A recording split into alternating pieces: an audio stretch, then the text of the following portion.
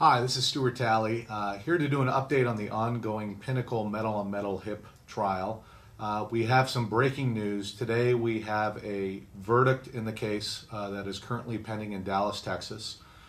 This is a case that was brought on behalf of 6 individual plaintiffs who had metal-on-metal Pinnacle hips that had to be revised.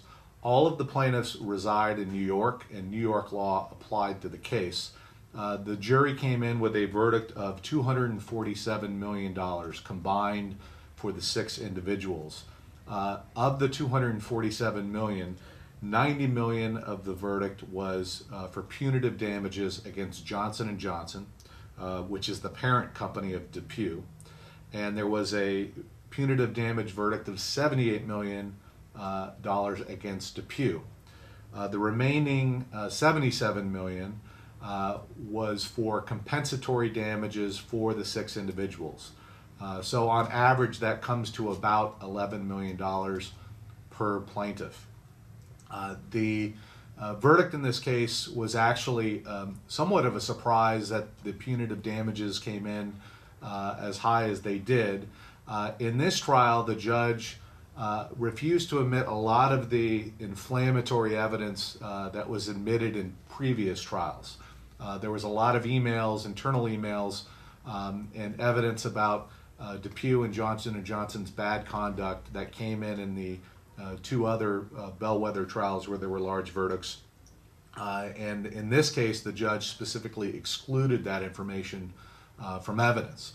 But despite that, the jury came back with a pretty sizable punitive damage award for the plaintiffs. Now, if you've been following our blog, you know that this case has already been the subject of some commentary from the appellate courts.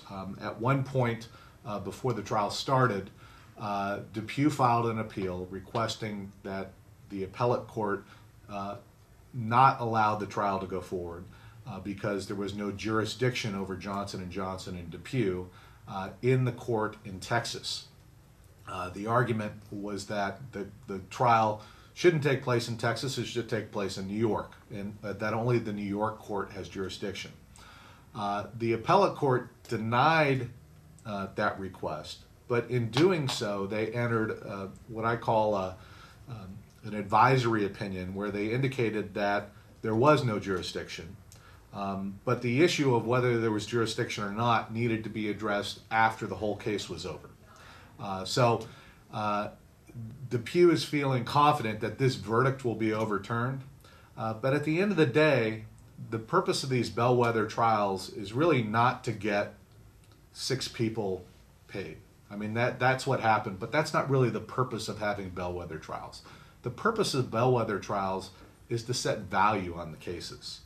DePuy has now been hit with 3 what I would call enormous verdicts, all of which had punitive damages.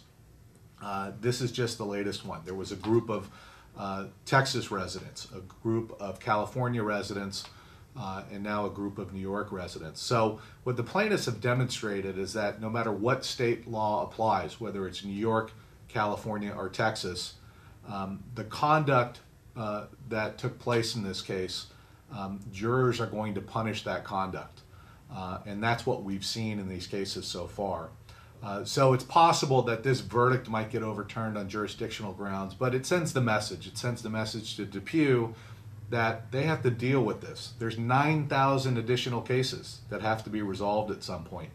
And every time there's one of these big verdicts, it makes it more difficult to settle the 9,000 cases that are out there, because many people will want their day in court. So this is what I would say is a good verdict for the plaintiffs.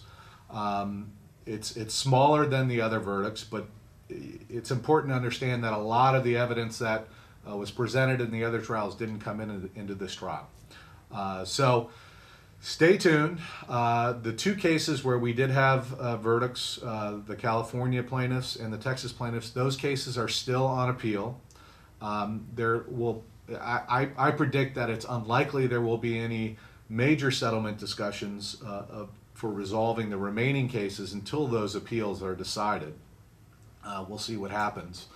But once we get word on what's happening with those appeals, or there's any developments in any of these cases, we'll update our blog. If you have any questions about the litigation or how it's going or what this means, you could always call us. You could reach us at the phone number on the screen. You can fill out one of our online forms and a lawyer will call you right back. So stay tuned, and hopefully there'll be some more good developments in the case.